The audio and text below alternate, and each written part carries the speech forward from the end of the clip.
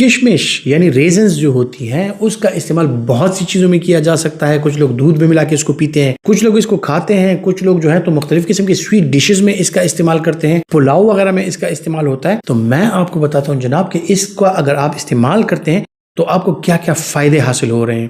اس میں یہ آپ کی آئرن کی ایبزارپشن کو بڑھاتا ہے, تو خون بننے کا عمل جو ہے وہ تیز ہو جاتا ہے. اس میں خود بھی آئرن پایا جاتا ہے جو کہ آپ کے خون بننے کے عمل میں مددگار ثابت ہو سکتا ہے. پھر اس میں وائٹامن سی پایا جاتا ہے جو کہ امیونٹی بوسٹر ہے. اس میں وائٹامن ڈی پایا جاتا ہے جو کہ آپ کی بونز کی صحت کے لیے اچھا ہے. یہ جب آپ کھاتے ہیں تو اس میں مختلف قسم کے منرلز اور ٹریس ایلیمنٹس پائی جاتی ہیں جو کہ آپ کے ہاضمے کے نظام کو بہتر بناتی ہیں.